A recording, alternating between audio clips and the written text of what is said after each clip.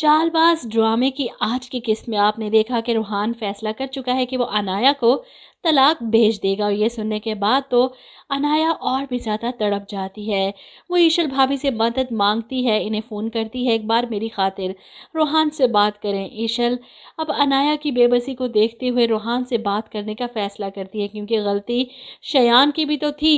वो अगर अनाया को अपनी मोहब्बत के झूठे जाल में ना फंसाता तो शायद अनाया इतना बड़ा कदम ना उठाती और ना ही ये सब होता। रूहान तो आशिर से भी नाराज़ है और इसी वजह से ईशल को मजबूरन इसके पास जाना पड़ता है सारी बात क्लियर करने के लिए। वो रूहान के कमरे में आती है। रूहान इन्हें देखकर नाराज़गी का इजहार करता है, लेकिन ईशल रूहान के पास बैठकर इसे समझाने की कोशिश करती है कि तुम्हारी कसूरवार मैं हूँ, तुम्हारे भाई का कोई कसूर नहीं। इन्हें वाकई किसी बात का कुछ नहीं पता था। आयज़ा भाभी के झूठे इल्ज़ामात के सामने मेरी इज्जत रखने के लिए इन्होंने इस वक्त मेरा साथ दिया। हालांकि ये सच मैंने उनसे भी छुपाया था अनाया के कहने पर। रूहान, मैं नहीं चाहती कि मेरी वजह से तुम अपने भाई से नफ़रत करो। ये सुनकर रूहान परेशान कि मैंने इन्हें क्या कुछ नहीं कह दिया भाभी, लेकिन उन्होंने पलट कर एक लफ्ज़ भी नहीं कहा मुझे। रूहान की बात सुनकर मौका देखते ही वो अनाया के बारे में भी बात करती है कि वो बहुत डिस्टर्ब है, बहुत रो रही थी। फ़ोन आया था उसका, मुझे प्लीज़ एक बार उससे बात कर लो, उसकी बात तो सुनो, उसे कुछ कहने का मौका तो दो। ईशल भाभी के कहने पर रूहान मजबूर होकर अनाया की कॉल उठा लेता है, इसे अनब्लॉक करके। और अनाया तड़प जाती है रूहान की आवाज़ सुनकर। इसे समझाने की कोशिश करती रही कि तुम यही चाहते थे ना कि मैं तुमसे मोहब्बत करूं, तुम्हारे करीब आ जाऊं, और अब जब करीब आ गई हूं, तुमसे प्यार करने लगी हूं, तुम ये चाह रही हो कि मैं तुमसे दूर हो जाऊं, दूर करना चाहते हो, छोड़ना चाह रहे हो मुझे। रूहान भी अपनी जगह बिल्कुल ठीक है। किसी भी मर्द को इतनी बड़ी बात पता चले, जाहिर सी बात है इसका रिएक्शन ऐसा ही करना बनता था। इसलिए तो रूहान चीखता है कि मैं सिर्फ अपनी बीवी को चाहता था, किसी और की बीवी को नहीं। शायद ये बात तुम भूल रही हो।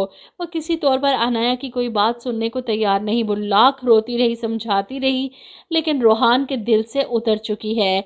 फ़ोन बंद कर देने के बाद अनाया को सुकून नहीं आ रहा। रूहान ने इसे किसी और की बीवी का ताना देकर सब ख़त्म कर दिया। इसीलिए तो वो अपने बाप के पास आती है मदद मांगने के लिए कि शायद वही रूहान को समझाएं, क्योंकि सज़ा का फ़ैसला तो वो सुना चुके हैं। रूहान को दूर कर दिया आपने। अब आप ऐसा करेंगे बाबा, मुझे अपने हाथों से मार दे ताकि आपको भी सुकून मिल जाए, क्योंकि रूहान के बगैर जीकर मैं करूँगी भी क्या। हामिद साहब इसे इग्नोर करके छत की तरफ देखते रहे, जैसे इन्हें अनाया की तकलीफ़ इसके आंसुओं से कोई फ़र्क नहीं पड़ता। इन्हें तो अपने भाई के अल्फाज ही कब के मार चुके हैं। वहीं दूसरी तरफ आयज़ा परेशान शयान की तरफ से कि इसके बुलाने पर उससे मिलने कैसे जा सकती है, कौन सा बहाना करे। अगर इसे किसी ने शयान के साथ देख लिया, जो कि शयान लाजमी इसे फंसाएगा, इसकी वीडियो बनाकर असद भाई को भेजकर इसे रुस्वा करेगा जैसे वो खुद हुआ था आयज़ा की वजह से। तभी इसके दिल को ठंड पड़ेगी। अच्छा खासा आज के एपिसोड में लगा था कि इसकी हकीकत असद के सामने खुल जाएगी। शयान के मैसेजेस जिसे पढ़कर असद आयज़ा से बदगुमान हो जाएगा, लेकिन डायरेक्टर को पता नहीं कौन सी मोहब्बत है आयज़ा से कि हर बार इसे साफ बचा लेता है। जहाँ तक रूहान और अनाया की बात है, मुझे लग रहा है कि रूहान इसे तलाक के पेपर्स भेजेगा, लेकिन पेपर्स देखते ही अनाया बेहोश हो जाएगी और जब इसे डॉक्टर के पास ले जाया जाएगा तो पता चलेगा कि ये उम्मीद से है। वहीं आयज़ा की उम्मीद भी मुझे नाउम्मीद होती नज़र आ रही है। कोई इतना बुरा कर दे सबके साथ तो इसे कैसे कोई खुशी नसीब हो सकती है। आप लोग क्या कहते हैं इस बारे में, कमेंट करके ज़रूर बताइएगा।